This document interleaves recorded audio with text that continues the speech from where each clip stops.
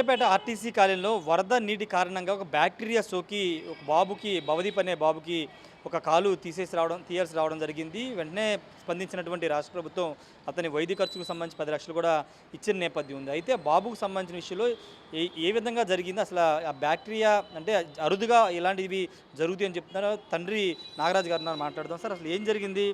RTC కాలనీకి వరద వచ్చింది, అందరం కూడా చూసాము. అసలు ఆ రోజు ఏం జరిగింది సార్?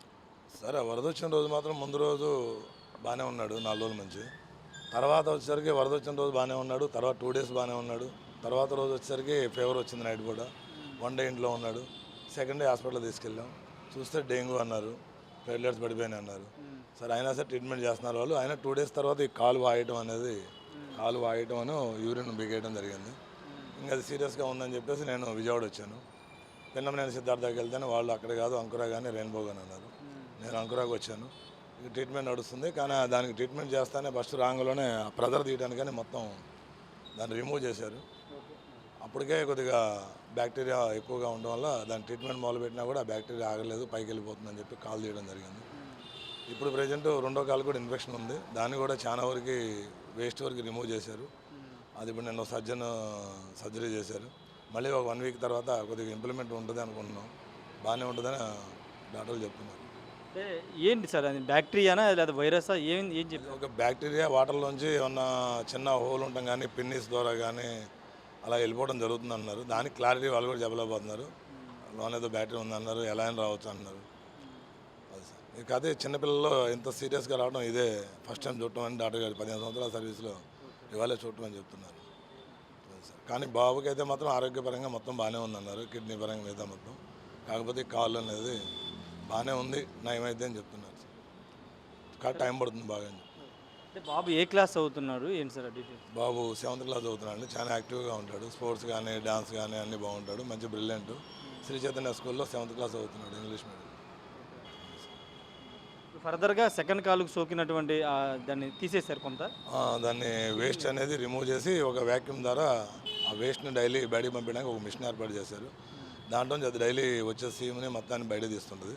అలా తీయటం వల్ల మళ్ళీ దాంట్లో కొత్తగా కొద్దిగా డెవలప్ అయిద్దని దాంతో పెట్టారు సార్. మొన్న ఒకసారి పెట్టారు, 5 డేస్ తీశారు, కొద్దిగా పర్లేదని మళ్ళీ ఇవాళ నేను సెట్ చేశారు మళ్ళీ మిషన్. మళ్ళీ ఒక 5 డేస్ తర్వాత మళ్ళీ చూస్తారు.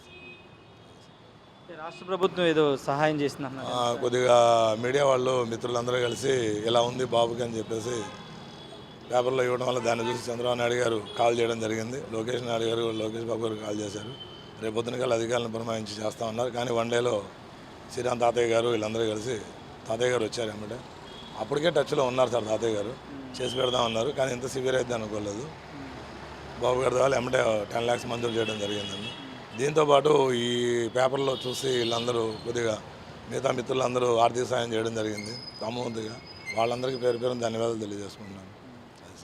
ఆరోగ్యపరంగా బాబు అయితే పర్ఫెక్ట్గా ఉన్నాడు, అయితే బాబు బాగానే ఉన్నాడు సార్.